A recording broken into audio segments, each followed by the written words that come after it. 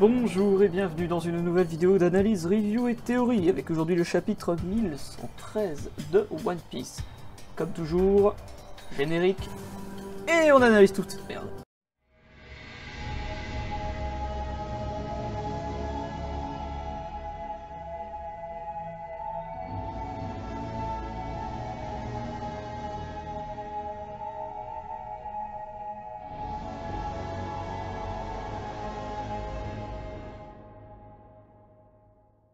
La Cower nous présente un magnifique Scholar Sprint de Robin jouant aux échecs.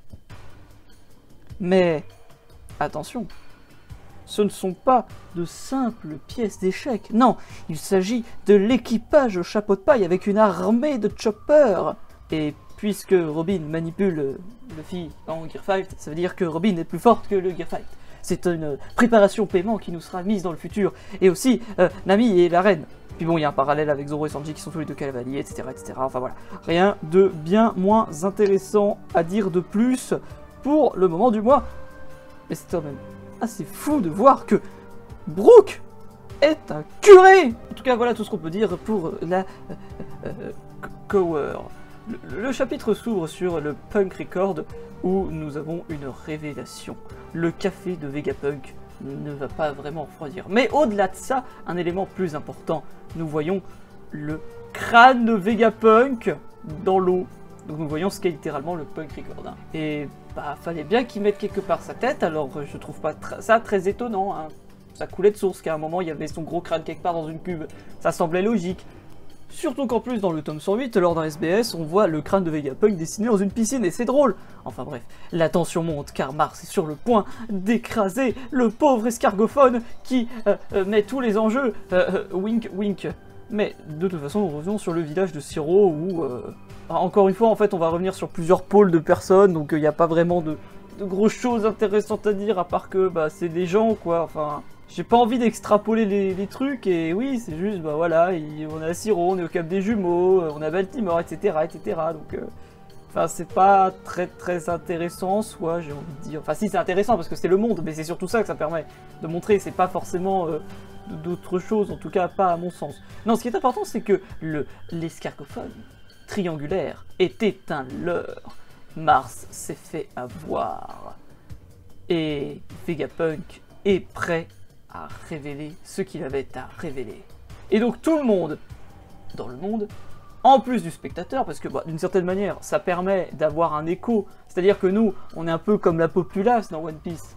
Hein, on est là, on attend ce moment, cette révélation, on est hypé. Et là, quand c'est enfin parti, eh ben, nous, on est comme eux, on est « Ouais, on va avoir des trucs, des révélations, ouais !»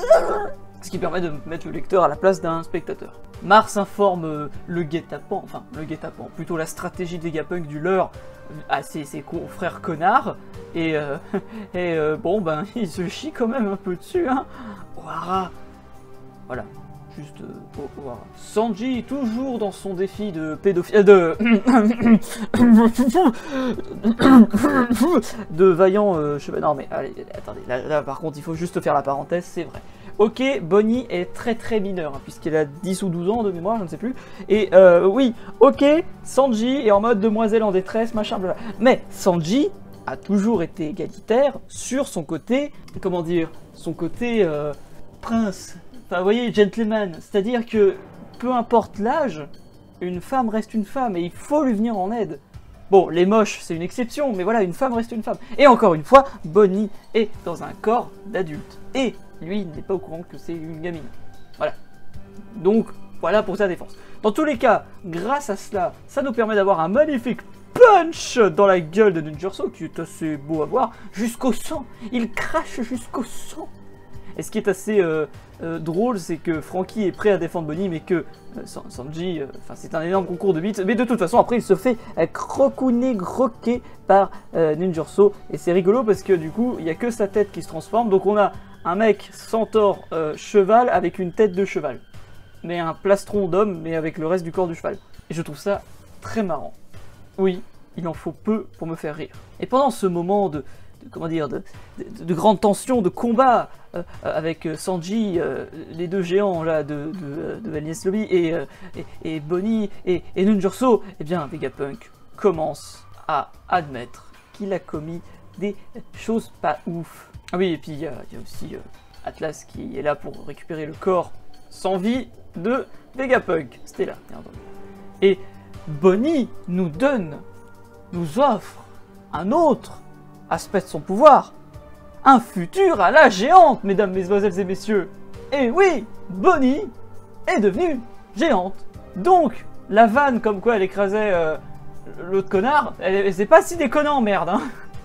Ok, c'était pas dans la même idée, mais c'est pas si déconnant. Je vous emmerde.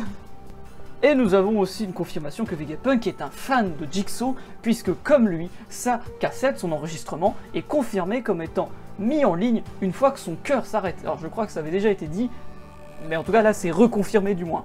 Et donc c'est intéressant parce que tous les deux sont vieux, tous les deux ont un écran et tous les deux aiment jouer à des jeux, c'est faux.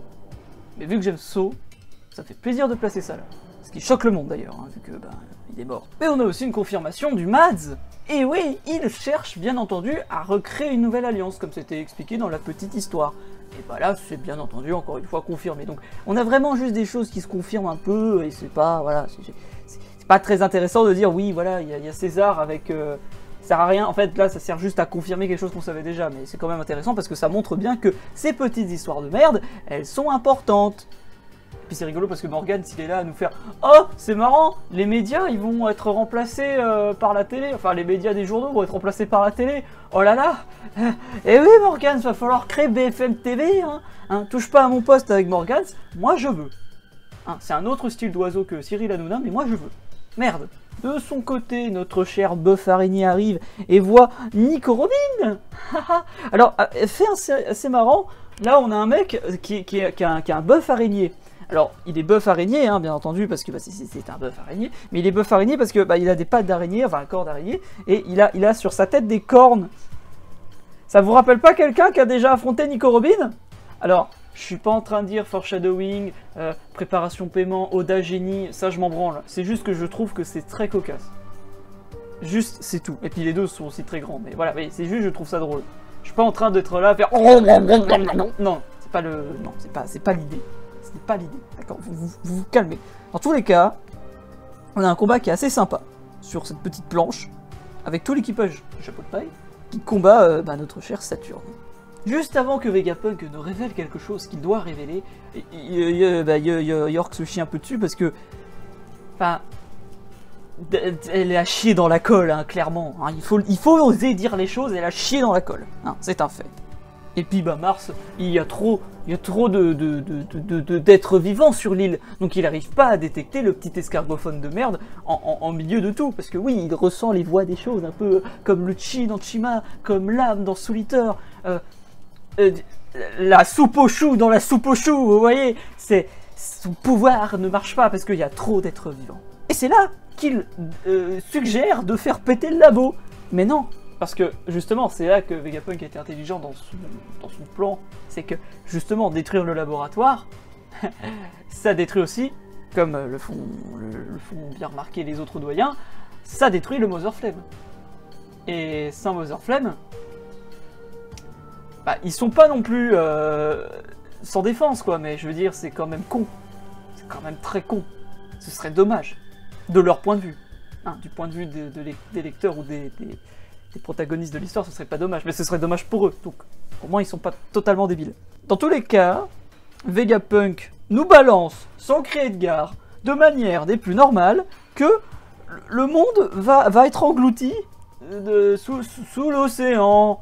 Alors, voilà, oui, donc, alors, quoi? Pardon? C'est quoi ça? Hein? Parce que ok, Vegapunk, qu'est-ce que tu nous dis là? Qu'est-ce qui va se passer? Enfin, bon, alors là, on a plusieurs trucs à extrapoler, plusieurs trucs à théoriser, plusieurs choses à dire, plusieurs éléments, mais en soi, pour aller vraiment sur la surface, parce que j'ai pas encore une fois envie de creuser vraiment et d'être là à annoncer des choses qui vont juste être, encore une fois, de la surinterprétation, mais je trouve ça assez intéressant parce que ça fait peut-être un peu un parallèle avec l'ancien royaume, le royaume oublié, hein, qui a plus de traces, donc peut-être quelque chose qui a été englouti sous la flotte.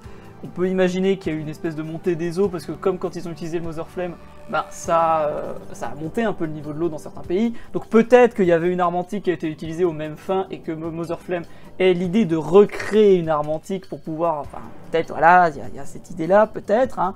Ça peut être aussi le fait de faire en sorte que bah, l'eau, elle augmente. Ça va vraiment réunir tous les océans et créer All Blue. On a aussi l'idée avec l'ancien Wano qui est submergé. On a plein de choses de ce genre-là à dire. Aussi le Water 7, hein, littéralement. Et le fait que c'est drôle. Les dragons célestes, ils ont des scaphandres. Enfin, pour moi, c'est des astronautes, mais voilà. Et enfin, voilà, ça sert à rien, à mon sens. À mon avis, ça ne sert à rien de vraiment aller au-delà pour le moment tant qu'on n'a pas plus d'explications. On peut vraiment placer ces petits points-là et y revenir plus tard, les mettre dans son inventaire. Hein, mais voilà. Ah, et aussi, anecdote drôle. C'est pas drôle, mais... Alors, en fait, dans la vraie vie véritable, Einstein, il est mort en avril. On est actuellement en avril. Et quand il est mort, on lui a piqué, enfin on a récupéré son cerveau pour faire des expériences dessus. Donc c'est drôle que le chapitre sorte en avril, que Vegapunk soit inspiré visuellement de Einstein pour des raisons évidentes, et de Newton aussi pour la pomme, et que justement on voit son gros cerveau alors qu'on est en avril. Hein.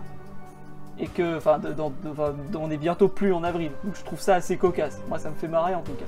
En tout cas voilà pour ce qui était de manière générale sur l'analyse globale du chapitre. Et puis on se retrouve bientôt pour d'autres analyses. Alors avant de vous quitter, mesdames, mesdemoiselles et messieurs, c'est juste pour dire que sur les semaines qui vont arriver, enfin c'est-à-dire les 2 prochaines semaines en fonction des chapitres qui sortent, parce qu'en moment il y a peut-être un chapitre qui va sortir, puis une pause, ou peut-être, enfin je sais pas, on s'en fout, il y aura peut-être une grosse baisse de qualité. Je sais que déjà c'est pas ouf et je vous emmerde, mais il y aura peut-être une petite baisse de qualité parce que je vais pas avoir trop de temps. Et au-delà de ça, nous avons eu des indications comme quoi dans le nouveau One Piece Magazine, il y aurait un petit chapitre, un petit passage de roman, un peu comme le roman Héroïne ou les histoires des chapeaux de paille, qui serait diffusé sur ce qui est arrivé à Zoro avant de rencontrer Luffy. Alors c'est vrai qu'on s'en branle, hein, encore une fois, mais bon, moi je suis très friand de tout ce qui est spin-off, alors pourquoi pas. Donc, quand ça sortira, pourquoi pas en parler, hein, d'une première version traduite jusqu'à la version officielle, puisque Glénat aime bien l'argent, ce qui est logique. D'ailleurs, ils ont toujours pas annoncé ou produit One Piece School, et moi je suis très triste, parce que ça me fait marrer. Oui, j'ai pas plus d'arguments. En tout cas, voilà pour ce qui était de ce que j'avais à dire, et je vous souhaite une bonne journée. Bisous. Hein, ta gueule. Bon, allez, une prochaine. Bonjour, laisse un commentaire, laisse un like et abonne-toi à la chaîne. Allez, au revoir.